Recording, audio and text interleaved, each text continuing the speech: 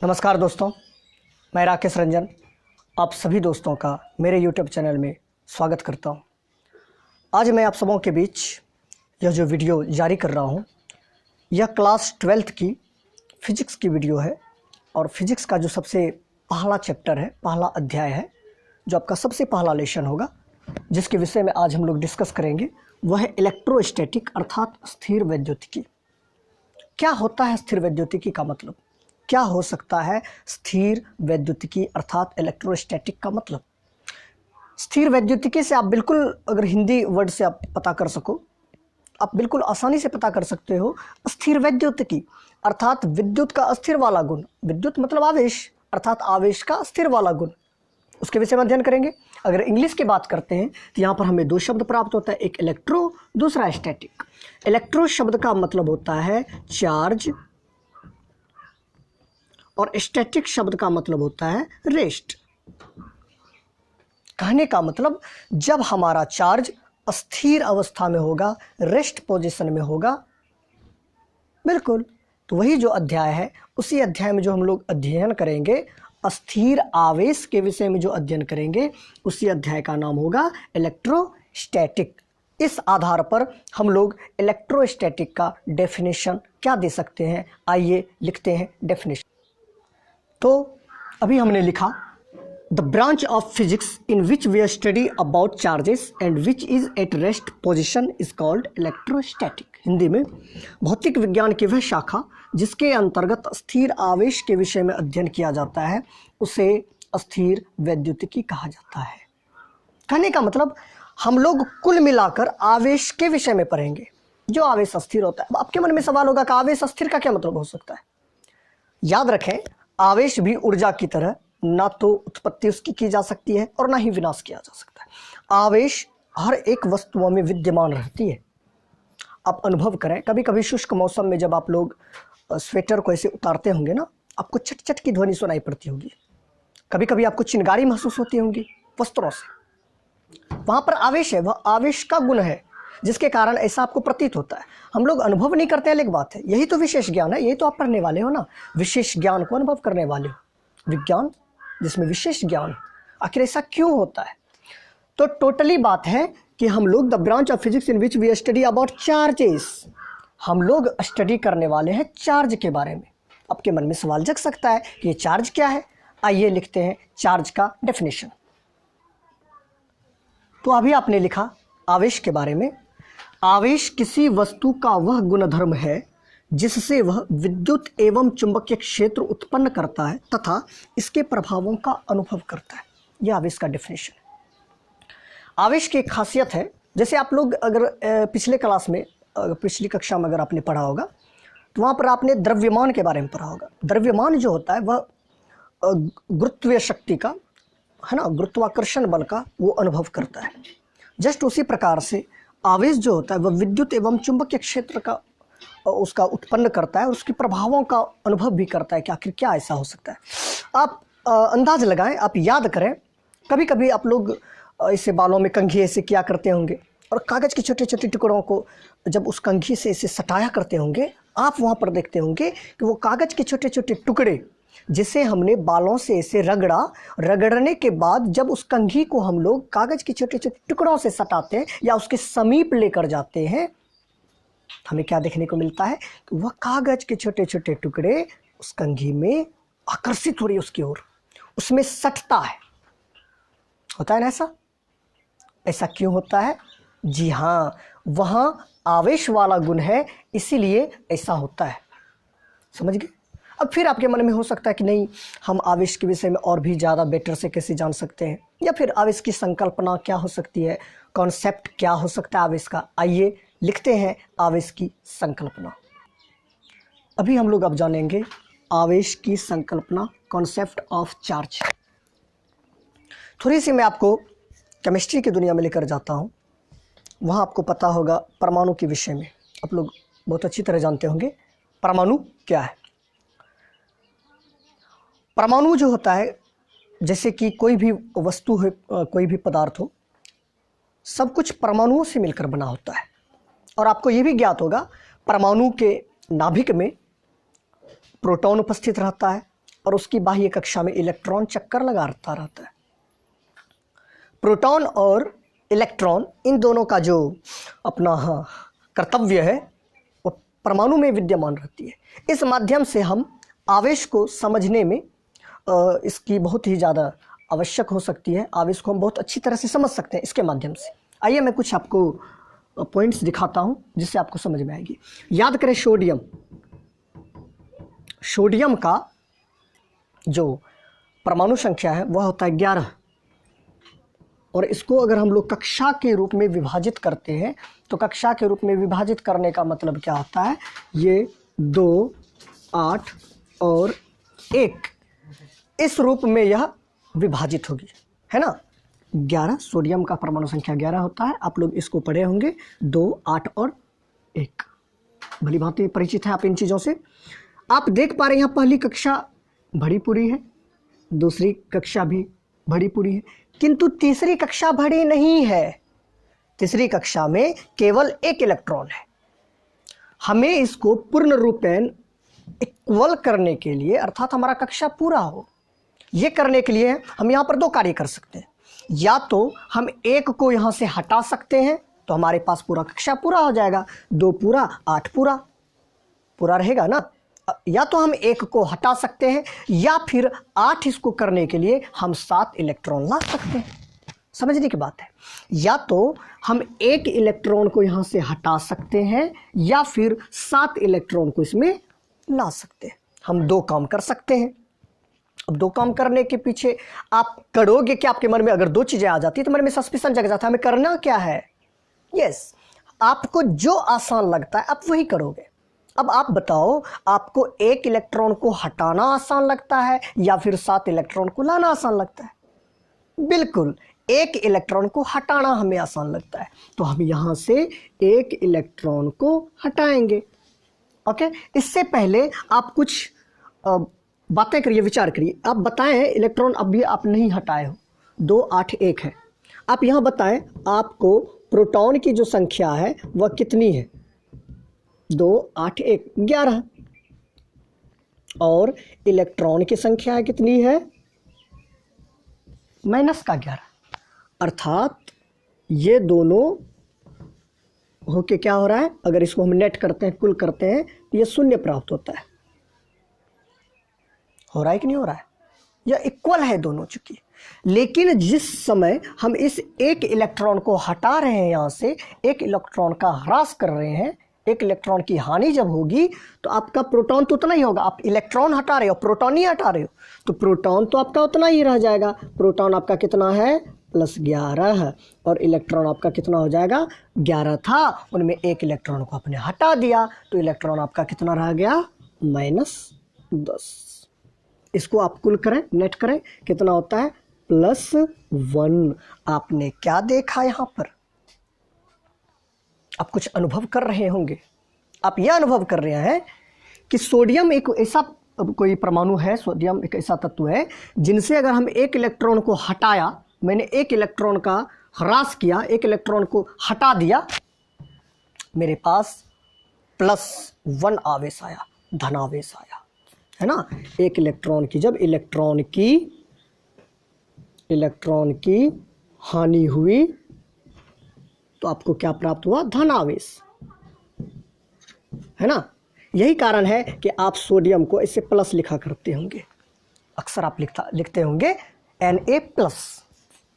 दूसरा एक और एग्जांपल लेते हैं हम लोग, एक और एग्जांपल लेके देखते हैं। क्लोरीन, जिसका परमाणु संख्या 17 होता है, इसको अगर आप तोड़ोगे 2, 8, 7, इस प्रकार से ये टूटेगा।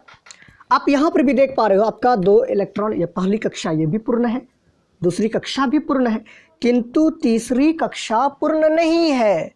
इसे भी पूर्ण करने के लिए हम लोग 2 काम कर सकते हैं। या तो 7 इलेक्ट्रॉन हटा देंगे, कक्षा पूर्ण होगा, या फिर हम 1 इलेक्ट्रॉन इसमें लाएंगे, हमारा कक्षा पूर्ण हो जाएगा।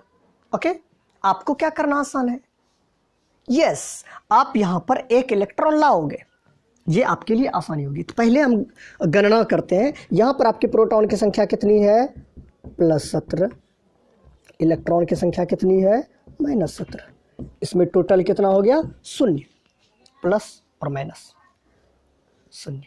ओके, लेकिन जब आप इसमें एक इलेक्ट्रॉन लाते हो, एक इलेक्ट्रॉन लाते हो अर्थात इलेक्ट्रॉन की वृद्धि करते हो,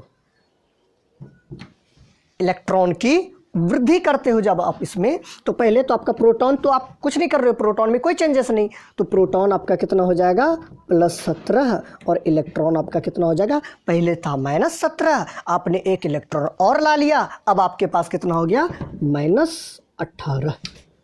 इसको टोटल करेंगे तो कितना होगा -1।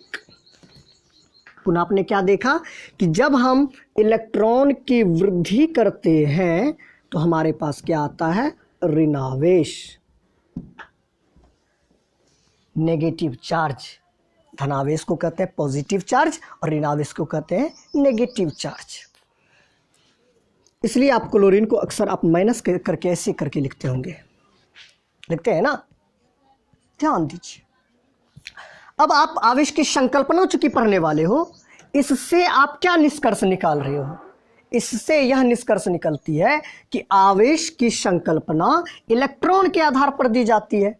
किसके आधार पर, इलेक्ट्रॉन के आधार पर। इलेक्ट्रॉन के आधार पर इसलिए कि इलेक्ट्रॉन का अगर हमने हानि किया तो वहां हमें धनावेश उत्पन्न हो रहा है, अगर इलेक्ट्रॉन को की वृद्धि किया तो हमारे पास ऋणावेश आ रहा है। तो कुल मिलाकर बात है कि ये जो आपका आवेश की संकल्पना है, किसके आधार पर होगी, इलेक्ट्रॉन के आधार पर। और दूसरी बात क्या है कि अगर इलेक्ट्रॉन की हानि होती है तो वहाँ धनावेश उत्पन्न होता है, और इलेक्ट्रॉन का वृद्धि होता है तो वहाँ पर ऋणावेश उत्पन्न होता है। आइए लिखते हैं इस बात को। आपने लिखा आवेश की संकल्पना इलेक्ट्रॉन के आधार पर दी जाती है। यदि किसी वस्तु में इलेक्ट्रॉन की हानि होती है तो उस पर धनावेश, जैसा कि आपने यहाँ देखा, पुनः लिखा, तथा यदि इलेक्ट्रॉन की वृद्धि होती है तो उस पर ऋणावेश उत्पन्न होता है। इन चीज़ों को, इन कॉन्सेप्ट को आपने समझा। एक प्रश्न आपके मन में आ सकता है, प्रश्न यह है कि हम इलेक्ट्रॉन को ही एक स्थान से दूसरे स्थान तक क्यों लेके जाते हैं, प्रोटॉन को क्यों नहीं लेके जाते हैं? ऐसी क्या बात है? हम दो तरह का, ये जो हमारे तरफ से ये दो तरह का कार्य किया जा रहा है, इलेक्ट्रॉन के लिए अलग रीति है, प्रोटॉन के लिए अलग रीति है, ऐसा क्यों आखिर होता है? हम इलेक्ट्रॉन को ही क्यों एक स्थान से दूसरे स्थान तक ले जाते हैं या फिर ले आते हैं? यहाँ पर आपने देखा इलेक्ट्रॉन की हानि हुई, इलेक्ट्रॉन की वृद्धि हुई, प्रोटॉन में कोई फर्क नहीं। ऐसा क्यों? ये प्रश्न आपके मन में हो सकता है। प्रोटॉन क्यों नहीं एक जगह से दूसरी जगह जाता है? इन बातों को जानिए। इसके आधार पर मैं दो तथ्य आपको बताऊंगा, मैं दो बातें आपको बताऊंगा। वो दो बातें कुछ इस प्रकार है, वह बातें इस प्रकार है। इसके बारे में हम दो तथ्य आपको यह देंगे कि पहला जो बात है, प्रोटॉन का जो मास होता है, द्रव्यमान, वह इलेक्ट्रॉन के द्रव्यमान का 1837 गुना होता है। प्रोटॉन का जो द्रव्यमान है वह इलेक्ट्रॉन से 1837 गुना का होता है। अर्थात इसको हम लिख सकते हैं इसे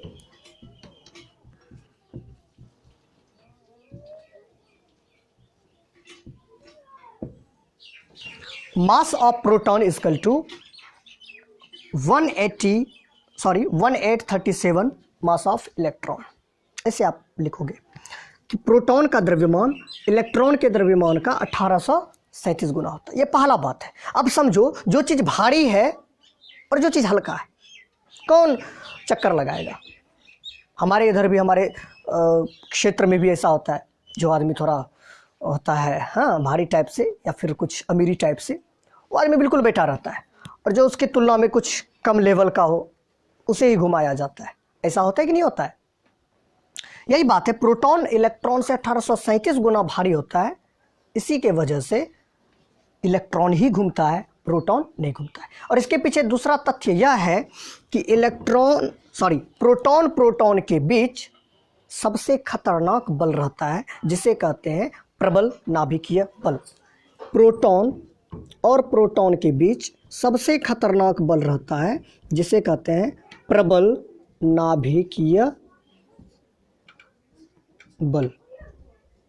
प्रोटॉन और प्रोटॉन प्रबल नाभिकीय बल से इस प्रकार जुड़ा रहता है कि उसे हिलने नहीं दिया जाता है ना। प्रोटॉन में वो जो जुड़ाव बना रहता है, इसके कारण प्रोटॉन अलग स्थानों पर नहीं जाती है, जबकि इलेक्ट्रॉन चक्कर लगाती है। यही वजह है, इलेक्ट्रॉन ही चक्कर लगाती है और प्रोटॉन नहीं। ओके, बात समझ में आई। दूसरी बात हम जानते हैं, इस आधार पर हमें यह प्राप्त हो सकता है कि आवेश का जो प्रकार है, आवेश कितने प्रकार के हो सकते हैं? आवेश के प्रकार, टाइप्स ऑफ चार्ज। इस आधार पर हम देख पा रहे हैं इलेक्ट्रॉन की हानि हुई धनावेश, इलेक्ट्रॉन की वृद्धि हुई ऋणावेश। अर्थात इससे हम यह महसूस कर सकते हैं, अनुभव कर सकते हैं, आवेश दो प्रकार के होंगे। बिल्कुल, पहला है आपका धनावेश, जिसको आप अंग्रेजी में कहते हो पॉजिटिव चार्ज, और इसको संकेत में आप लिखते हो इस प्रकार से। दूसरा है आपका ऋणावेश, जिसे आप कहते हो नेगेटिव चार्ज, और आप इसे इस प्रकार से सूचित करते हो। आवेश दो प्रकार के होते हैं, पॉजिटिव चार्ज और नेगेटिव चार्ज। इसके बारे में और हम कुछ विशेष अध्ययन करते हैं कुछ देर के बाद। आइए कुछ परीक्षण करते हैं, जैसा कि पहले ही कुछ वैज्ञानिकों के द्वारा परीक्षण किया गया, आप भी कर सकते हो। हुआ क्या, आप एक ऐसा कुछ रड लीजिए, जैसा कि अभी अब कुछ देर पहले मैंने वीडियो जब मैं स्टार्ट ही किया था उस समय मैंने कुछ कंघी वाला बात याद है आपको, कि जब आप कंघी को ऐसे बाल में रगड़ते हो, ये रगड़ना हुआ एक प्रकार का, कंघी को रगड़ने के बाद जब आप कागज़ के छोटे छोटे टुकड़े को उसके समीप लेके जाते हो तो वह कागज़ का जो छोटा छोटा हिस्सा है वह कंघी में सटता है। वहाँ पर कंघी में आवेश उत्पन्न हुआ घर्षण के कारण। अर्थात जब हम किसी वस्तु को रगड़ते हैं ना, रगड़ने के बाद उसमें आवेश उत्पन्न होता है। ठीक, और कैसे होता है ये भी अगले वीडियो में मैं और भी चीज़ आपको बताऊंगा, और भी चीज़ें डिस्कस करने वाला हूँ तत्कालिक। एक हम ग्लास रड लेते हैं, कांच का छड़, इसको किसी सिल्क वस्त्र में, इसको किसी वस्त्र में ऐसे रगड़ते हैं, और रगड़ने के बाद क्या होता है, उसमें आवेश उत्पन्न होगा, चाहे जो भी आवेश उत्पन्न हो, पॉजिटिव या नेगेटिव। ओके, तो इसमें मान लीजिए कि पॉजिटिव चार्ज उत्पन्न हो गया, धनावेश उत्पन्न हो गया। पुनः एक और हम ग्लास रड लेते हैं, यह भी आपका है ग्लास रड, इसको भी हम किसी वस्त्र में या किसी सिल्की में से हम रगड़ेंगे, स्वाभाविक बात है इसमें भी चार्ज उत्पन्न होगा। इसमें भी मान लेते हैं प्लस चार्ज उत्पन्न हुआ। जब इन दोनों को हम सटाते हैं, एक दूसरे के से करीब लाने का प्रयास करते हैं, तो यह एक दूसरे के करीब ना आकर एक दूसरे से दूर हटता है, एक दूसरे से दूर जाता है। अर्थात दोनों की जो दिशाएं हैं कुछ इस प्रकार हो जाती हैं, दोनों एक दूसरे से हटने लगता है। ओके, ठीक इसी प्रकार एक और लेते हैं। मान लीजिए आप एक प्लास्टिक रड लेते हो, ये आपका प्लास्टिक रड, इनको भी हम किसी वस्त्र से इसे रगड़ते हैं। ओके, और रगड़ने के बाद इसमें भी आवेश, मान लेते हैं इसमें माइनस नेगेटिव चार्ज उत्पन्न हो गया। पुनः एक और प्लास्टिक रड लेते हैं इसके साथ,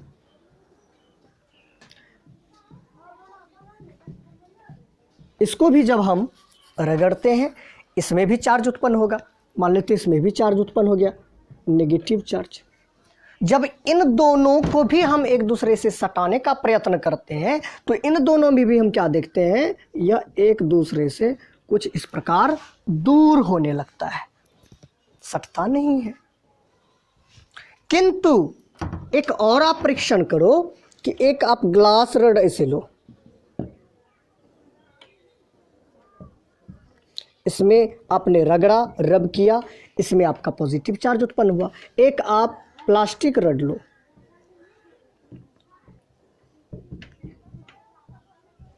इसको आपने रगड़ा, इसमें आपका माइनस चार्ज उत्पन्न हुआ। ओके, जब इन दोनों को हम एक दूसरे के समीप लाते हैं फिर हम क्या देखते हैं कि यह दोनों एक दूसरे के समीप आ रहा है।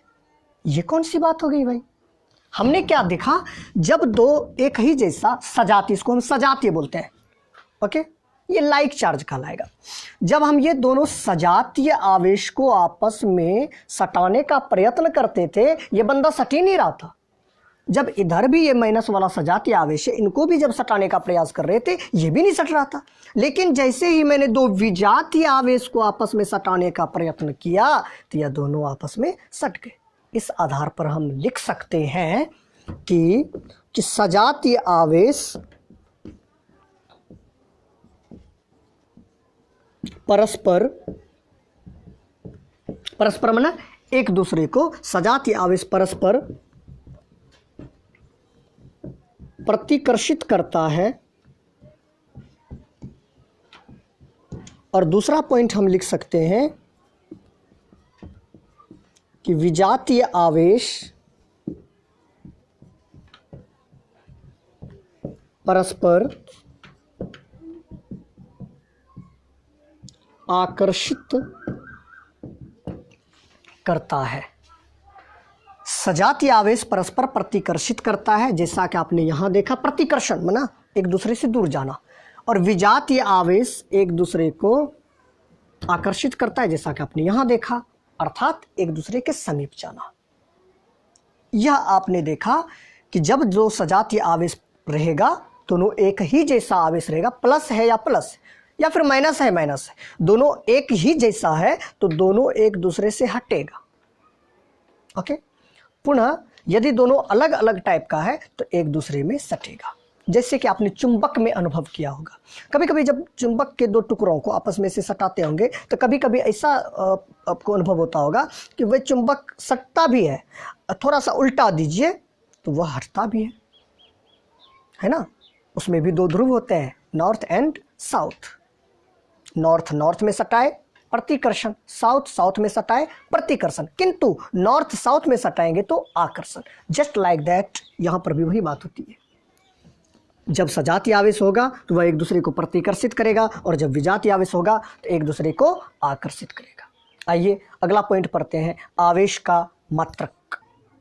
आइए पढ़ते हैं आवेश का मात्रक।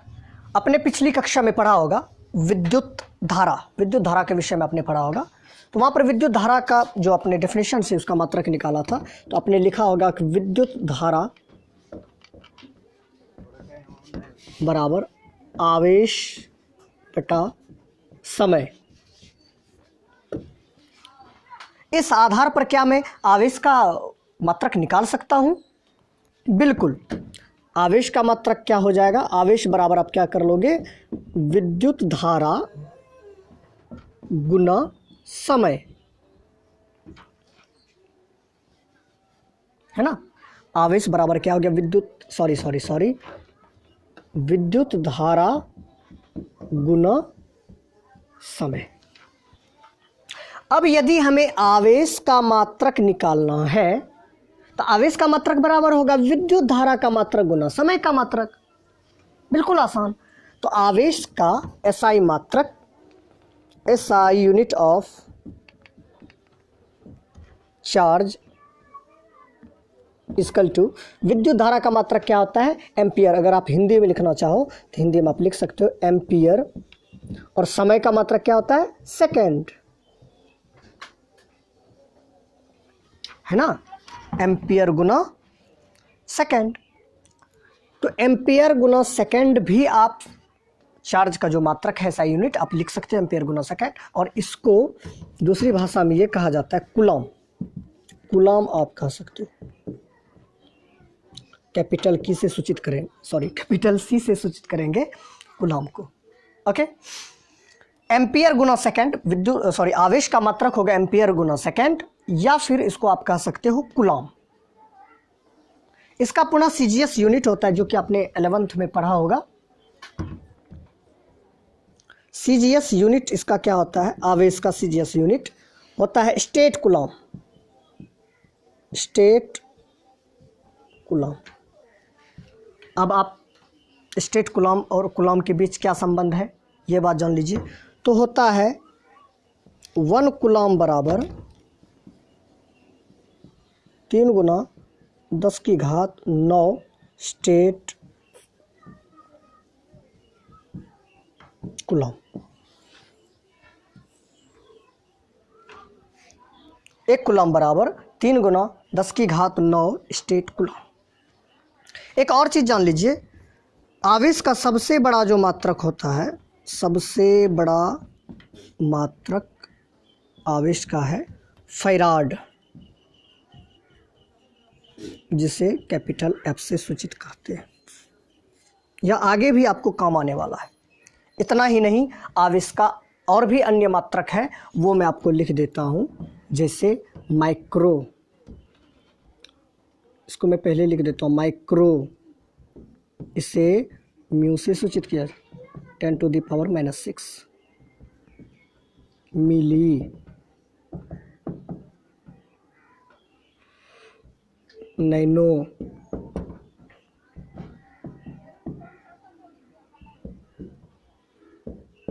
पिको,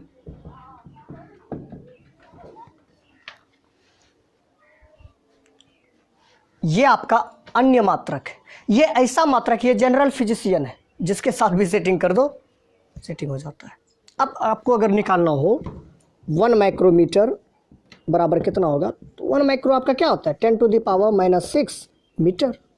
तो 1 माइक्रोमीटर बराबर 10⁻⁻6 मीटर।